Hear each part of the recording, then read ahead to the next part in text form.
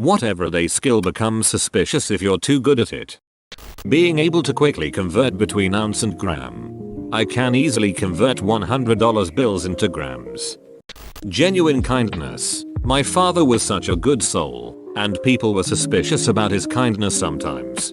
I had a boss who was pretty much Mr. Rogers. It took a while to get used to it. We still work with each other sometimes and I still occasionally think he's being a sarcastic ass when he's definitely not. Hand washing. If you go above the wrist and you're not a surgeon, I'm going to kill you before you kill me.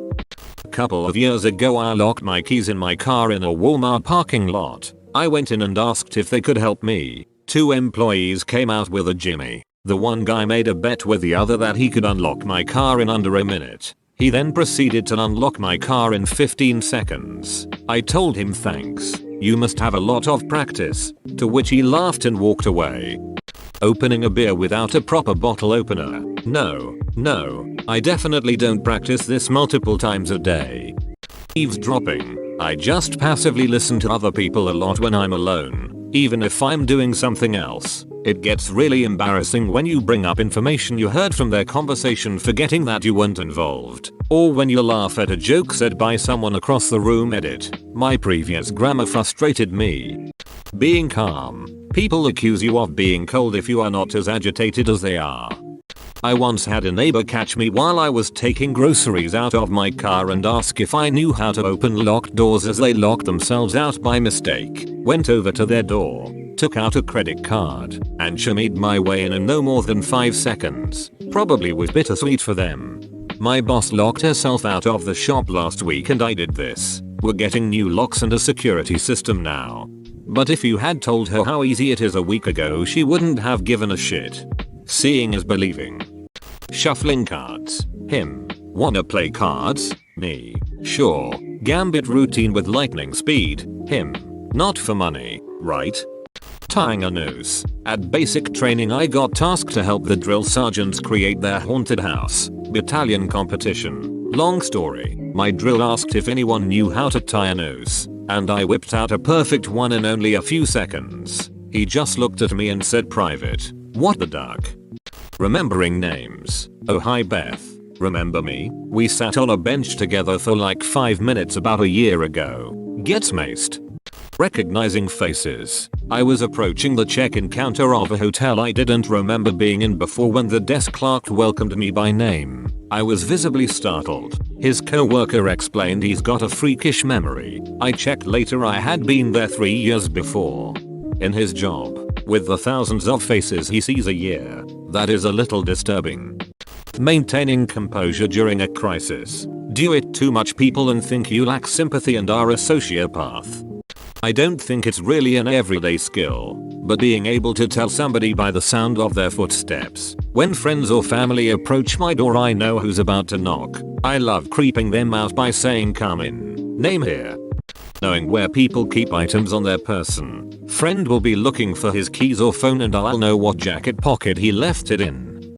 Walking silently. It's always a good skill to have to be able to be quiet in a moment's notice. But do it too well and you start appearing behind people and freaking them out. How long have you been there? Type things. My so's parents' house has hardwood floors that everyone just stomps around on. I don't like making noise when I walk, so according to them I sneak around their house and scare them unintentionally sometimes. Picking up on small details and remembering them for months. My friends are always like, how did you possibly remember that? The ability to get into locked buildings. I've had my mom ask if I am a burglar and also said I am useful for when she's locked out. Butchering. I work professionally with raptors, the feathered kind, not the clever girl kind, and for a while I was prepping on average 15 quail a day, from frozen thawed to plucked and gutted and portioned. It's useful in the kitchen too, for ducks, turkey, chicken. I've also processed venison before. Then when people find out that I work at a landfill, I fly the raptors to keep the gulls out. They are suddenly afraid to make me mad. Being a very persuasive salesperson. Ugh. If someone is too convincing, I just assume they're trying to scam me. I used to be a dispatcher for home hearing fuel in Juneau, Alaska, and when I meet people I'd say, "Oh, you live such and such street." I'd get an uncomfortable silence from them and have to tell them we deliver your oil. I work. I work at a university where students lock their keys in their cars on a daily basis. If you are unlocking cars 5-10 times a week, every week for years, it's an everyday talent. BTW, one of the hardest cars to break into, for me, was an old Saturn. Something about the way the door fit into the frame of the car made it very difficult. Due to my job, property management, and me being a flake, used to forget my keys a lot, I've gotten really good at quickly breaking into houses and apartments.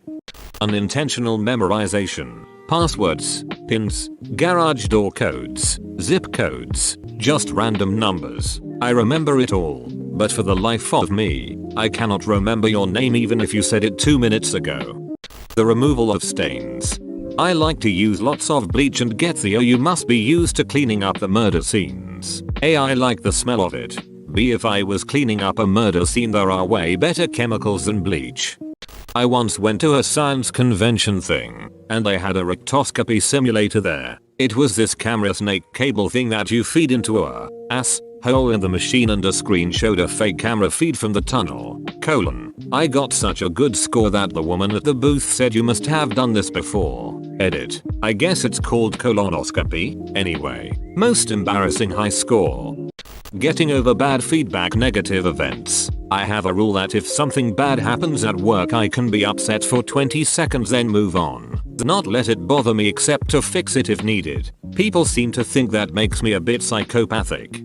Not me, but someone I know once mentioned to me back in their high school days, they were suspected of being a snitch because they would always be inclined to leave right before the bus happened. It wasn't that the guy was a snitch. He'd say that sometimes he just got a feeling, or he knew when a party was just dead. Some sort of sixth sense for this. Every time he got around to leaving, his buddies would usually follow suit, since they were usually the ones dealing anyways.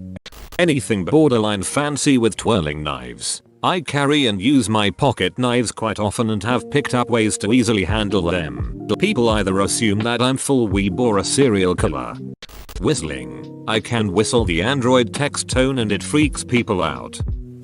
I look at license plates. I don't know why, but it's everyday for me. But for some reason I pretty much had the license plate of the girl I liked memorized. It was easy to remember and we worked the same place together every day so I saw it a lot. One time I almost slipped and said, "Hey, were you driving out in today?" and almost mentioned that the truck's license plate looked just like hers.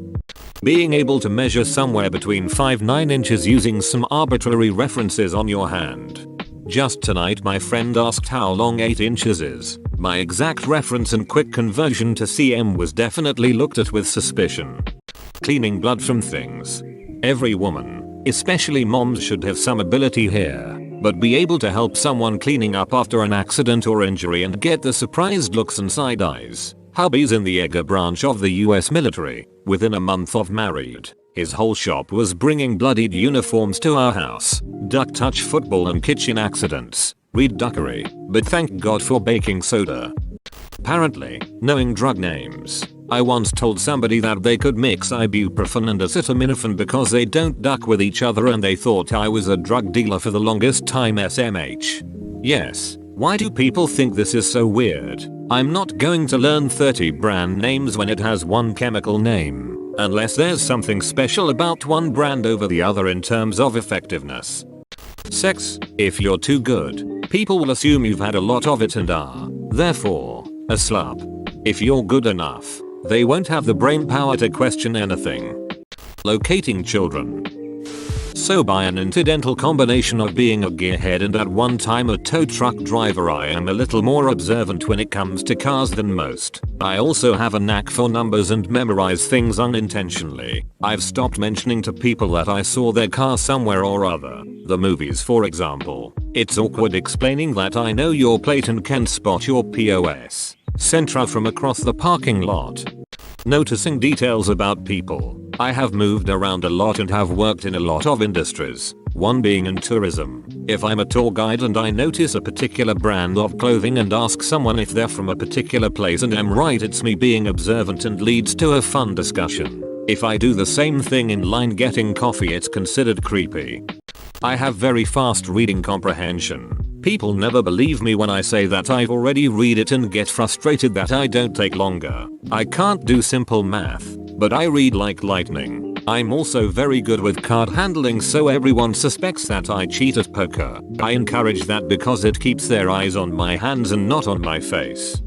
As a guy, being good at undoing a bra with one hand while making out with a girl. If you do this too smoothly, she may suspect that you are a player. Best to fumble at it clumsily until it pops open. But don't fumble so much you ruin the moment. It's a delicate balance.